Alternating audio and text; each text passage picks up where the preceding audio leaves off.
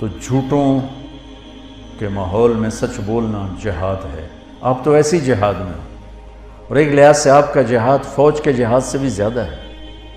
فوج کا جہاد تو ہے جب ضرورت پڑے، اور آپ کو روزانہ جہاد کرنا پڑتا ہے، اور آپ کی 24 گھنٹے کی جاب ہے، آپ فون بند نہیں کر سکتے، آپ کی وردی اتری ہو تو بھی آپ وردی میں ہوتے ہیں، اور تنخواہیں آپ کی تھوڑی تھوڑی ہیں، اور مشقت آپ کی اتنی ہے، اور اوپر سے کوئی آپ کی تعریف کرنے والا نہیں، سب آپ کو گالیاں دینے والے ہیں، برا بھلا کہنے والے ہیں۔ حالانکہ آپ کا شعبہ ہی بندگی اور عبادت ہے، اور آپ کے اندر بڑے بڑے اولیاء ہیں جو گھٹ گھٹ کے پس پس کے چٹنی روٹی کھا کے موت کا گلے لگاتے ہیں اور حرام نہیں کرتے۔ یہ جنید بغدادی کے جیسے لوگوں کے ساتھ اٹھائے جائیں، یہ شیخ عبد القادر جیلانی جیسے لوگوں کے ساتھ اٹھائے جائیں گے جو اس محکمے میں، ایک تو ساری زندگی آپ کی جہاد ہے، ایک جہاد سرحدوں کا ہے، ایک جہاد اندر کا ہے۔ پھر انتہائی مقدس ہستی حضرت عمر فاروق نے پولیس کے محکمے کی بنیاد رکھی تھی۔ نبوی دور میں، صدیقی دور میں پولیس نہیں تھی۔ حضرت عمر نے اپنے جب خلافت 22 لاکھ مربع میل میں پھیل گئی اور مختلف علاقے قومیں داخل ہوئے اور پھر وہ انتشار ہونے لگے، تو پھر آپ نے محکمہ پولیس کی بنیاد رکھی۔ بہت بابرکت ہستی نے آپ کے محکمے کی بنیاد رکھی ہے۔ میں آپ کو تمام محکموں میں سب سے زیادہ ستایا ہوا سمجھتا ہوں، جو آپ پر اتنے پریشر ہوتے ہیں، کبھی سیاستدانوں کا، کبھی افسروں کا، کبھی مقامی لوگوں کا، اور اس میں پھر آپ کو ذلیل کرنا الگ اور ٹرانسفر کروا دینا الگ، اور جھوٹے خبریں لگوانا الگ۔ تو کچھ پھر پولیس والوں سے بھی ہو جاتا ہے، کوئی فرشتے تو آپ بھی نہیں ہیں، لیکن آپ یقین مانیں جس تکلیف سے آپ گزرتے ہیں اس کے مقابلے میں تو سپاہی کی تنخواہ بھی 1 لاکھ ہونی چاہیے۔ یا تو بیچارہ ایس ایچ او کتنی تنخواہ ہوتی؟ 50,000 فرما رہے ہیں۔ میرے بس میں ہو تو میں تو سپاہی کی تنخواہ بھی 1 لاکھ کر، کہ ان کی جو یہ بیچارے دھکے کھاتے ہیں، پرانی بھیڑی ویگنا تے ٹرے جاندے ہوندے، کھڑ کھڑ کھڑ کھڑ کھڑ، ہارن نہیں وجدا باقی ہر شے وجدی ہوتی، بریک نہیں لگدی باقی ہر شے لگدی۔ اس سے انہیں کی چور نپنے تے بدماش نپنے۔ تو میں آپ کو سلام کرتا ہوں میرے بھائی۔ اب یہ 4 باتیں اللہ سے مانگ لو۔ ایک سچ بولنا ہے، جھوٹ نہیں بولنا ہے۔ میرے نبی کا وعدہ، الصدق ینجی والکذب یہلک، سچ نجات دیتا ہے، جھوٹ ہلاک کرتا ہے۔ کبھی دھوکہ نہیں دینا ہے، دیانتداری سے قلم چلانا ہے، دیانتداری سے معاملہ کرنا ہے۔ میرے نبی نے فرمایا، اب دیکھو میرے نبی کی 2 صفتیں ہائی لائٹ ہوئیں، صادق امین، سچا اور دیانتدار۔ اگر آپ مجھ سے سوال کرو نا کہ مولانا صاحب اسلام کو 2 لفظوں میں بتاؤ، تو میرے پاس 2 لفظ ہیں، سچائی اور امانت داری۔ اور آپ مجھ سے پوچھو کفر کو 2 لفظوں میں بتاؤ، تو میرے پاس 2 لفظ ہیں، جھوٹ اور دھوکے بازی۔ اور تیسرا بھائی اپنے اخلاق اچھے کرو، آنے والوں کے ساتھ۔ آنے والے مظلوم بھی ہوتے ہیں تو ظالم ہوتے ہیں، مظلوم آتا ہے لیکن وہ ظالم بن کے جاتا ہے۔ ایک آدمی کی واردات ہوتی ہے، 5 بے گناہوں کو لکھاتا ہے۔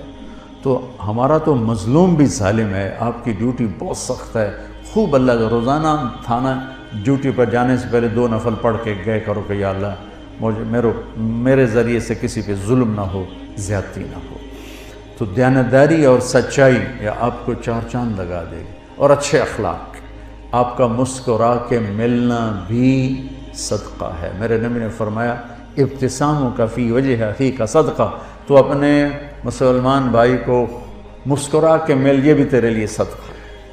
ماں باپ زندہ ہیں تو ان کی خدمت کرنا، ان کی دعا لینا، یہ آپ کے لیے سینکڑوں حجوں سے بہتر ہے۔ حضرت خواجہ حسن بصری نے فرمایا، ایک نوجوان کہنے لگا حج پہ جانا چاہتا ہوں، فرض حج کر لیا تھا اس نے، تو کہا تیری ماں زندہ ہے؟ کہا جی۔ اس وقت تو حج پہ جانا ایسا نہیں کہ 5 دن ہو کے آ گئے، بڑا عرصہ لگتا تھا۔ فرمایا تو اپنی ماں کے سامنے بیٹھ کے ایک ہی دسترخوان پہ کھانا کھائے، اور وہ تجھے دیکھ کے خوش ہو رہی ہو، یہ میرے نزدیک تیرے نفلی حج سے زیادہ بہتر ہے۔ تو اگر آپ کے والدین زندہ ہیں، ان کی خدمت کریں، ان کی دعا لیں، ان کی دعائیں اللہ کے عرش کو ہلا دیتی۔ کہ اللہ تعالیٰ کی بارگاہ میں کسی نے بڑی جنت بنانی ہو تو اپنے ماں باپ کی دعا لے. میرے نبی نے فرمایا جب لوگ جنت میں جا رہے ہوں گے تو اویس کرنی بھی جا رہا ہوگا. اویس کرنی نام سنو ہے نا؟ ماں کی خدمت سے بڑے مشہور ہیں. میں ان کے گاؤں بھی گیا, ان کی قوم سے بھی ملا یمن میں جب جنگ نہیں تھی. ابھی چھوٹا سا گاؤں ہے ان کا, کالے پہاڑوں میں ہے. فرمایا کہ جب لوگ جنت میں جائیں گے تو اویس بھی جائے گا. جب جنت کے قریب جائیں گے تو اللہ تعالیٰ کہے گا باقی چلے جاؤ, اویس کو روک لو. تو وہ گھبرا جائیں گے کہ بوئے تے آ کے روک لیا, نمی FIR تو نہیں کٹی گئی. کہیں گے یا اللہ مجھے کیوں روک لیا. سبحان اللہ تعالیٰ فرمائیں گے ذرا پیچھے دیکھو. وہ پیچھے دیکھیں گے تو کھڑے ہوں گے جہنمی, ان میں ان کی قوم بھی کھڑی ہوگی, رشتہ دار بھی کھڑے ہوں گے. اللہ فرمائیں گے تو نے جو ماں کی خدمت کر کے میرا دل خوش کیا ہے, یہ سب جہنمی کھڑے ہیں, جس کے اوپر تو انگلی رکھے گا تیری طفیل جنت میں ڈال دو, تیری طفیل جنت میں ڈال دو. تو یہ اتنی بڑی بندگی ہے, اتنی بڑی رحمت ہے. تو اپنے ماں باپ کے لیے وقت نکالو. آپ گھروں والے ہو تو اپنے بچوں کے لیے گھر میں تھانے دار بن کے نہ جاؤ, خامد بن کے جاؤ, باپ بن کے جاؤ, بھائی بن کے جاؤ. ساری تھانے داری باہر رکھ کے آؤ اور اپنے بچوں کو ٹائم دو, پیار دو, محبت دو. بیوی کو تنخواہیں تھوڑی ہیں, مشکلات زیادہ ہیں, تو میں ایک آپ کو وظیفہ بتاتا ہوں اللہ کی بارگاہ سے رزق کے حلال دروازے کھلوانے کا. چونکہ رزق حلال, چوتھی چیز کیا ہے؟ رزق حلال. ایک صحابی تھے سعد بن معاذ, وہ بیٹھے تھے آپ کی محفل میں, تو میرے نبی کی نظر ان کے ہاتھوں پہ پڑی, تو وہ بڑے سخت ہارڈ قسم کی.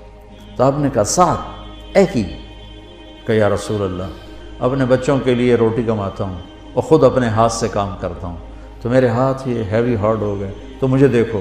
آپ نے ان کا ہاتھ پکڑا اور سب کو دکھا کے ایسے بوسہ لیا یوں, اور پھر فرمایا اگلی سنو خوشخبری, کہ بچوں کو حلال کھلاتے ہوئے جو ہاتھ ایسا ہو جائے گا اس پہ دوزخ کی آگ حرام ہو جائے گی. تو رزق حلال بہت بڑی دولت ہے, لیکن حلال ہمیشہ تھوڑا ہوگا, حرام ہمیشہ زیادہ ہوگا. اس صبر پہ بڑے عالی شان درجات ملیں گے اور جنت ملے گی اور اللہ راضی ہوگا. بہت پرانی بات ہے, ایک بہت بڑے اللہ کے نیک ولی تھے, میں ان کے پاس بیٹھا تھا, دو بندے آ گئے. تو یہ بات ہے کوئی 40 سال پرانی. تو ان میں سے ایک کہنے لگا حضرت جی دعا کرو اللہ رزق حلال دے, تو بہت سارا دے. یوں اس نے ہاتھ پھیلائے. اس ایکشن کی وجہ سے یہ قصہ میں آج تک نہیں بھولا ہوں. اللہ رزق حلال دے تو بہت سارا دے. انہوں نے بڑے پولے منہ سے کہا حلال تھا تھوڑا ہی لبو, حلال تھا تھوڑا ہی لبو. پیپر ہو رہا ہے, ٹیسٹ دے رہے ہیں. ایک آدمی حرام پہ بک جاتا ہے, ایک حلال پہ قربان ہو جاتا ہے, اللہ دونوں کو برابر کر دے. ایک کے دامن پہ کسی بدکاری کا داغ نہیں, ایک کا دامن داغدار ہے. کیا خیال ہے شمر اور حسین کو اللہ برابر کر دے؟ ورنہ تو کربلاؤں کا فلسفہ ہی ختم ہو کے رہ جائے. تو رزق حلال کا ایک وظیفہ بتاتا ہوں, بڑا سوکھا. ایک صحابی آئے, یا رسول اللہ رزق کی تنگی ہے, کوئی عمل بتا رہا. آپ نے فرمایا باوضو رہا کر تیرا رزق بڑھ جائے گا. آپ یہ کر لیں, جو کچا نمازی ہے نا وہ بھی پکا ہو جائے گا, جو کہ بہت سارے کہتے ہیں یار وضو کرنا پڑے گا. جب وہ باوضو ہوگا نا تو نماز پڑھنے میں کوئی دیر نہیں لگی. آپ اپنی ڈیوٹی میں خالی فرض پڑھ لیں وہی کافی. ہاں ڈیوٹی سے آف ہیں پھر پوری پڑھ. ڈیوٹی میں آپ دیکھتے ہیں کہ سہولت ہے پوری پڑھ لیں, مشکل نظر آ رہی ہے خالی فرض پڑھ لیں. تو آپ نے کہا باوضو رہ تیرا رزق بڑھ جائے گا. تو آپ باوضو رہو, اللہ آپ سے پیار کرے گا. باوضو موت آ گئی شہادت کا درجہ ملے گا, اور باوضو رہنے لگے تو اللہ دروازے وہاں سے کھولے گا جہاں سے خواب و خیال نہیں, اور حلال کے کھولے گا.